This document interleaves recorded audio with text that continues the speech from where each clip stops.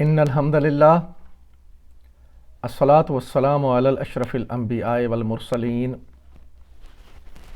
نبینا محمد صلی اللہ علیہ وسلم وعلی آلہ واصحابہ اجمعین۔ رب اشرح لی صدری ویسر لی امری واحلل عقدۃ من لسانی یفقہوا قولی۔ میرے محترم ناظرین اکرام، السلام علیکم۔ آپ کیو ڈاٹ گرامر دیکھ رہے ہیں، میں آپ کا ہوسٹ شاہد ملک۔ سورہ البقرہ کی آیت نمبر 137، یہاں تک ہم نے پڑھا ہے، کچھ حصہ آیت نمبر 137 کا باقی ہے، اور اس کے بعد آیت نمبر 138 اور 139، یہ دو آیات انشاءاللہ ہم کور کریں گے، اور حسب معمول پہلے آیات پہ چند باتیں ہوں گی، اور اس کے بعد انشاءاللہ گرامر کی تفصیل کی طرف جائیں گے۔ تو چلتے ہیں سورہ البقرہ کی آیت نمبر 138 اور 139 کی پریزنٹیشن کی طرف۔ اعوذ باللہ من الشیطان الرجیم، بسم اللہ الرحمن الرحیم۔ فَإِنْ آمَنُوا بِمِثْلِ مَا آمَنْتُمْ بِهِ فَقَدِ اهْتَدَوْا، پھر اگر وہ اس طرح ایمان لائیں جس طرح تم ایمان لائے ہو تو وہ ہدایت پر ہیں۔ ناظرین اکرام، یہ آیت کا چھوٹا سا حصہ جو ہم نے پچھلے لیکچر میں کور کر لیا تھا، دوبارہ آپ کے سامنے میں نے رکھا ہے، محض اس لیے کہ یہ بڑی اہم بات ہے جس میں اللہ تعالیٰ ایمان کا جو معیار ہے وہ بتلا رہے ہیں۔ اللہ سبحانہ تعالیٰ نے نبی اکرم صلی اللہ علیہ وسلم کے جو اصحاب ہیں ان سے ذکر فرمایا، ان سے مخاطب ہو کر اللہ تعالیٰ نے کہا کہ جیسا تم ایمان لائے ہو یہ یہود اور نصارہ ویسا ایمان لائیں تو ہدایت پر ہیں۔ تو دیکھ لیجئے کہ ایمان کا جو معیار ہے وہ اللہ تعالیٰ نے قرآن میں مقرر کر دیا ہے۔ اگر ہمیں مطلوبہ ایمان چاہیے جو اللہ تعالیٰ کے ہاں قبول ہے تو ہمیں اصحابہ اکرام کی زندگی کو پڑھنا ہوگا، سمجھنا ہوگا کہ وہ کیسے ایمان لائے، انہوں نے کس طرح دین پہ عمل کیا، کتنی قربانیاں دیں، کس طرح انہوں نے اپنے گھر بار چھوڑے، اس دین کی خدمت کی، اس کے لیے اس کی جد و جہد کی، اس کے دین کے قیام کے لیے مال و جان قربان کر دیے، اور اس دین کو جو ہم تک پہنچانے کے لیے وہ پھر جب دنیا میں پھیلے تو یہ دین جو ہے پوری دنیا میں اس طرح رائج ہوا۔ تو یہ ہے وہ ایمان، اور ہمارے ایمان کا تقاضا بھی یہی ہے کہ ہمیں اسی طرح اپنی زندگی کو گزارنا ہے، اسی طرح دین کی خدمت کے لیے آگے بڑھنا ہے۔ جتنا ہو سکے، جتنا ہم کر سکیں اتنا تو کریں، کم از کم اس معیار پر اگر نہیں پہنچ سکتے تو اس تک پہنچنے کی کوشش ضرور کریں۔ چلتے ہیں اب اگلی آیات کی طرف۔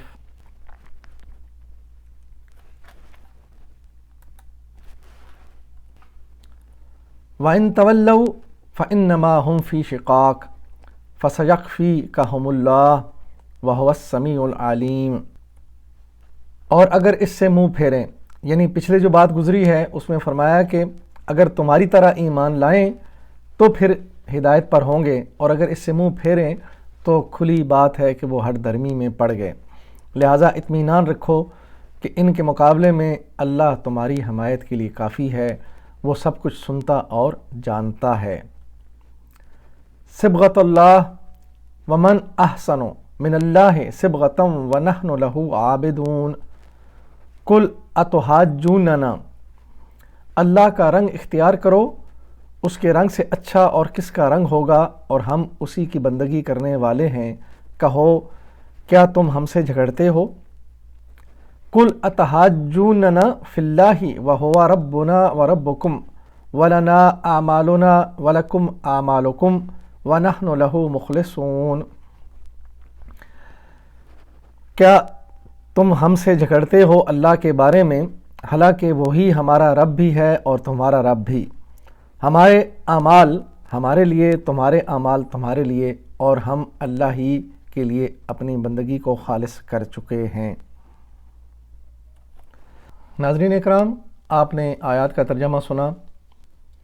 اللہ سبحانہ تعالیٰ نے ان آیات میں صحابہ اکرام کی جو ایمان ہے اس کو معیاری قرار دیا، اور فرمایا کہ جو اس طرح کا ایمان لائے گا، یقیناً ایمان کے ساتھ عمل بھی ضروری ہے، تو وہ ایمان اور وہ عمل وہ ایک معیار ہے، جو اس طرح کا ایمان اور عمل کرے گا یقیناً ہدایت پر ہے، اور جو اس سے منہ پھیریں گے وہ یقیناً ہٹ درمی پہ ہیں،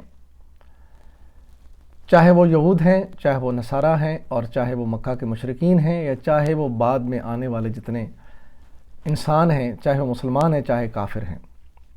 ایمان جو ہے وہ صحابہ اکرام کا معیار ہے، وہ ایمان ہمیں بھی کوشش کرنی چاہیے کہ اس تک پہنچنا چاہیے۔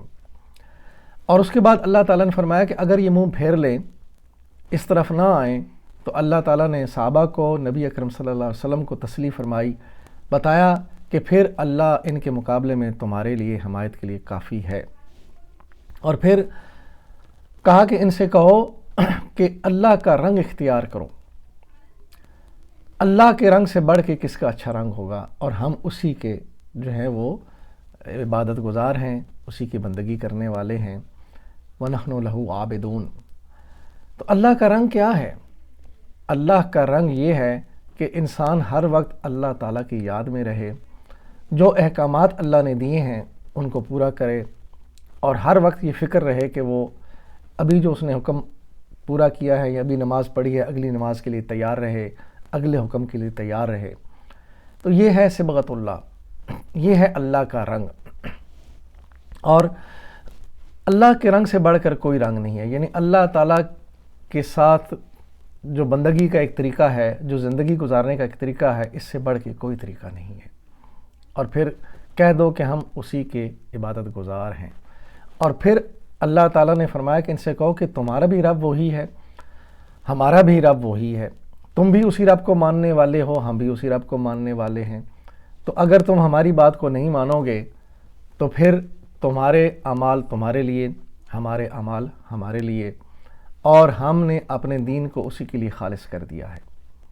یعنی تم مانو یا نہ مانو، مانو گے تو تمہارا بھلا ہے، نہ مانو گے تو تمہارا نقصان ہوگا۔ ہم نے تو اپنے آپ کو اللہ تعالیٰ کی بندگی میں خالص کر لیا ہے۔ یہ ہے ان آیات کا مطلب۔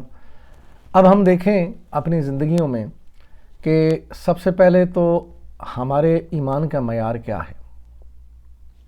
کیا ہمارے ایمان کا معیار ہے وہ فرقہ بندیاں ہیں؟ یقیناً ایسا نہیں ہے، اس زمانے میں تو کوئی فرقہ نہیں تھا، ایک ایمان تھا، ایک قرآن تھا، ایک اللہ اور ایک نبی۔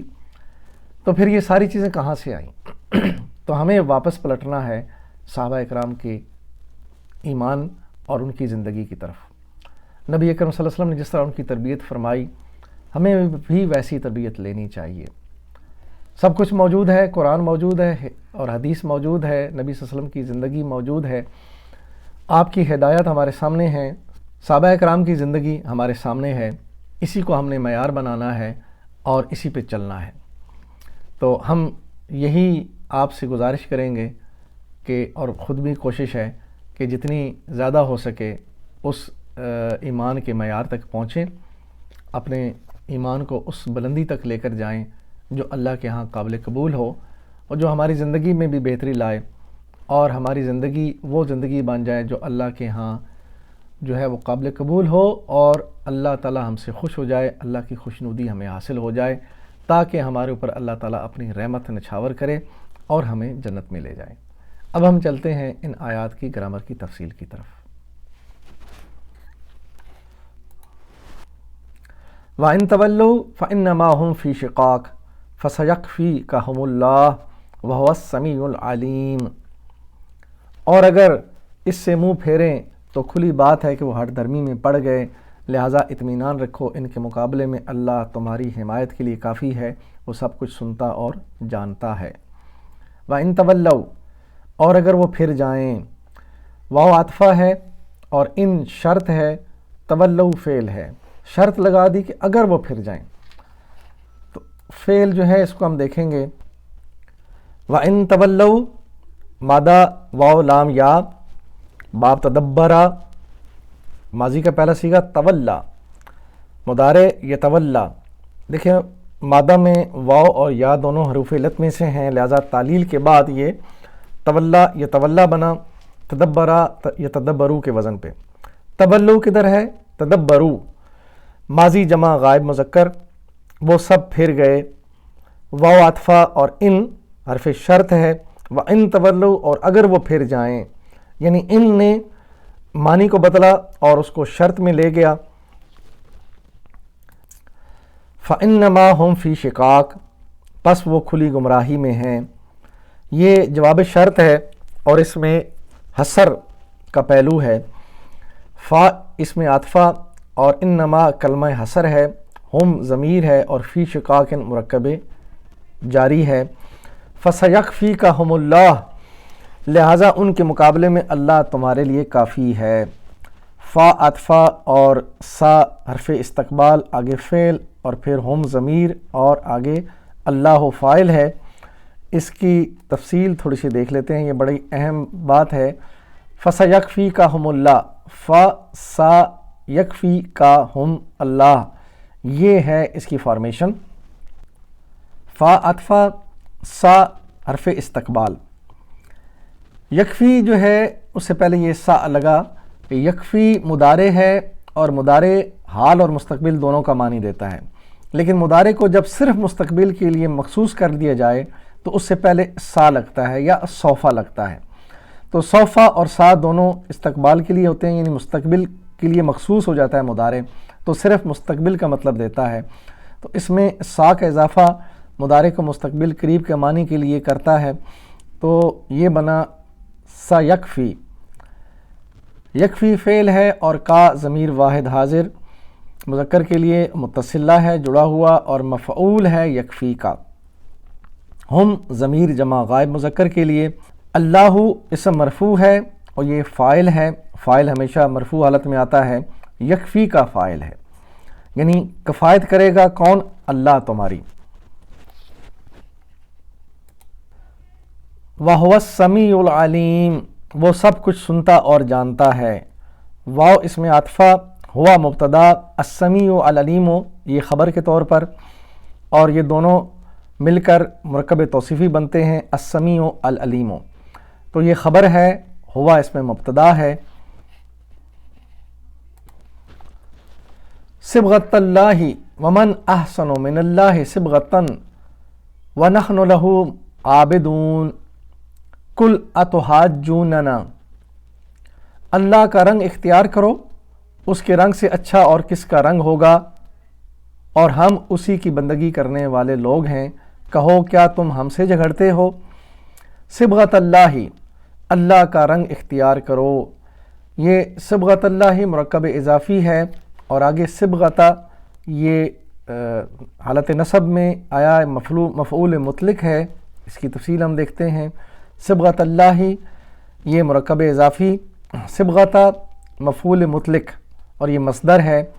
مفعول مطلق وہ مصدر جو اپنے ہی فعل کے بعد تاکید کے لیے آتا ہے، اسم مفعول مطلق تاکیدی مصدر کہلاتا ہے، مثلا اصبر صبرن۔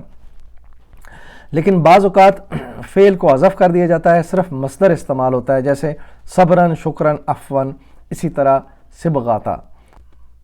یہاں پہ صبغاتا یہ مفعول مطلق کے طور پر استعمال ہوا ہے۔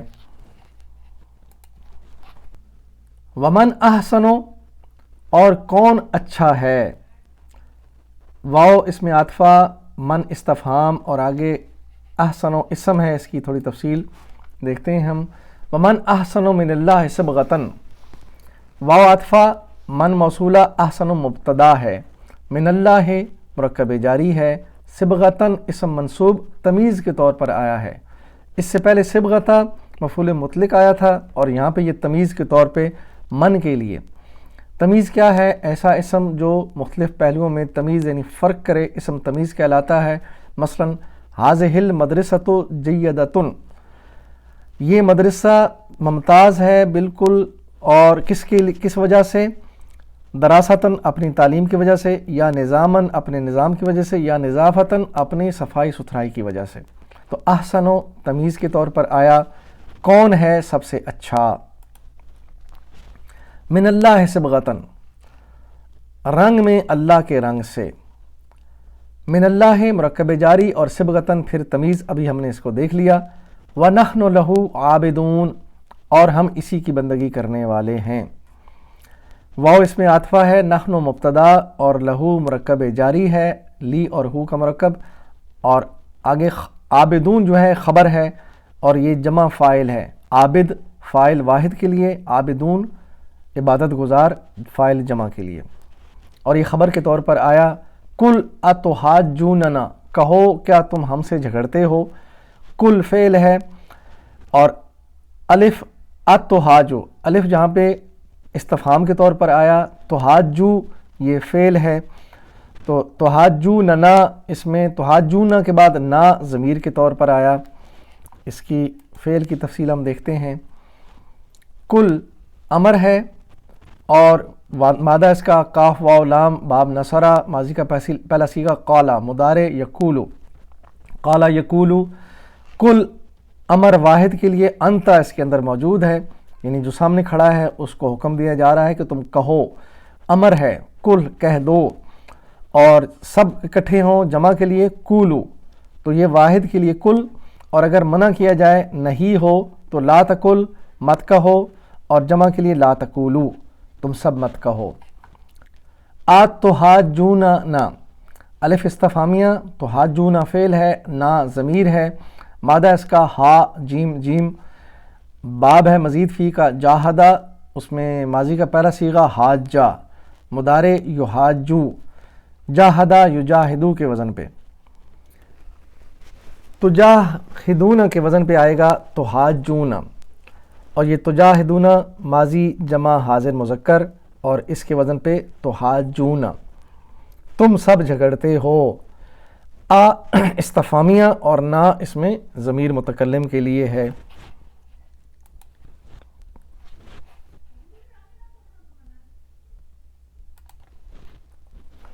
فی اللہ وہو ربنا وربکم ولنا اعمالنا ولکم اعمالکم ونحن لہ مخلصون، اللہ کے بارے میں، یعنی کل اتحاجوننا فی اللہ، ان سے کہو کہ کیا تم اللہ کے بارے میں ہم سے جھگڑتے ہو، حالانکہ وہی ہمارا رب بھی ہے تمہارا رب بھی ہے، ہمارے اعمال ہمارے لیے، تمہارے اعمال تمہارے لیے، اور ہم اللہ ہی کے لیے اپنی بندگی کو خالص کر چکے ہیں۔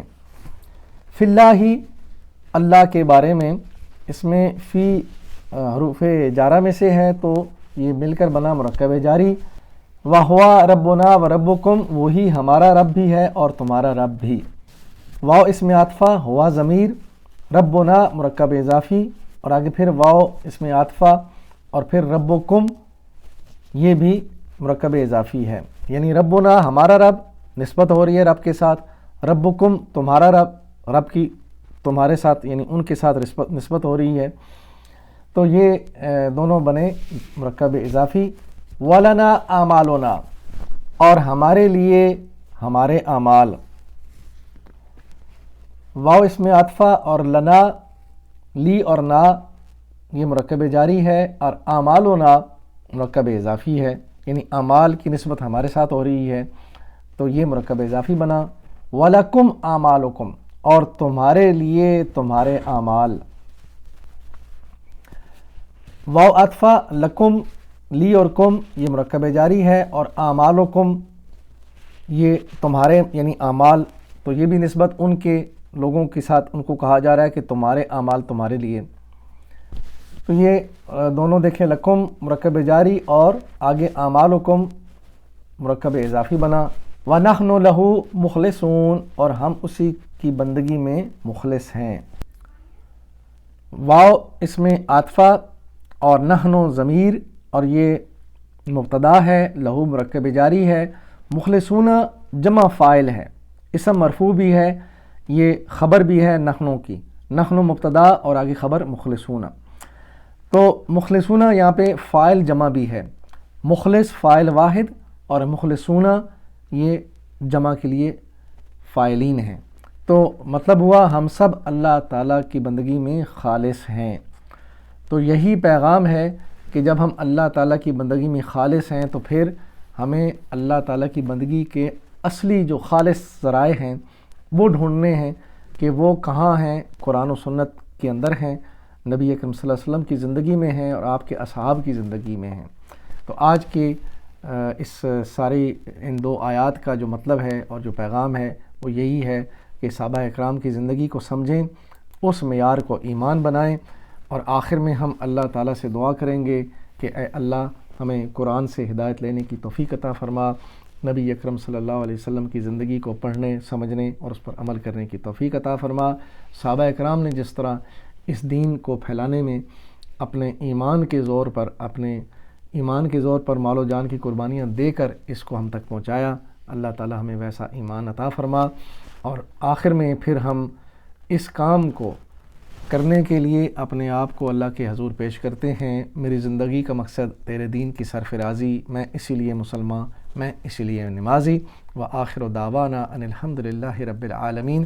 الصلاۃ والسلام علی رسولہ الکریم۔ جزاکم اللہ خیراً۔